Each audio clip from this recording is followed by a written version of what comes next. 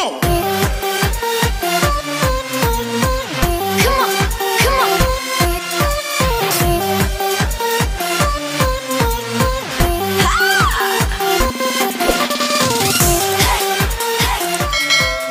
Since nandito ako sa Jurong guys, ipupunta na ako dito sa I&M. Bakit ako bumubulong? Kasi hindi alam ng amo ko na nandito ako. Kaya secret lang natin yan ha. Huwag nang sasabihin sa kanila. Dito na ako. Ayan. Malapit na ako. Malapit na. So, yun na nga yung IMM guys. Titingin-tingin lang tayo guys ha. Tingin lang.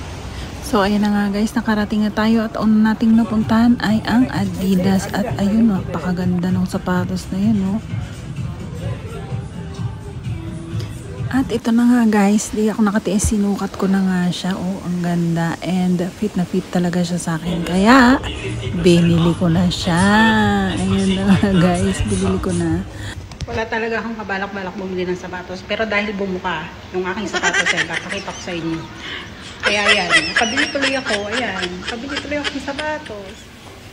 Ayan yung sapatos kong Reebok guys ha. Ayan, bumuka talaga siya. Hindi ako nagbibiro. Bumuka siya kaya napabili ako ng sapatos. Ayan, nasira tuloy. Kaya ayan, susut ko na siya.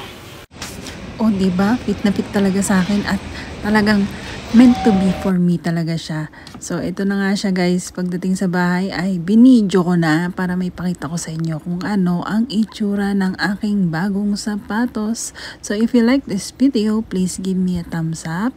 Subscribe to my channel at pakihit na rin ang notification bell para lagi kayong updated.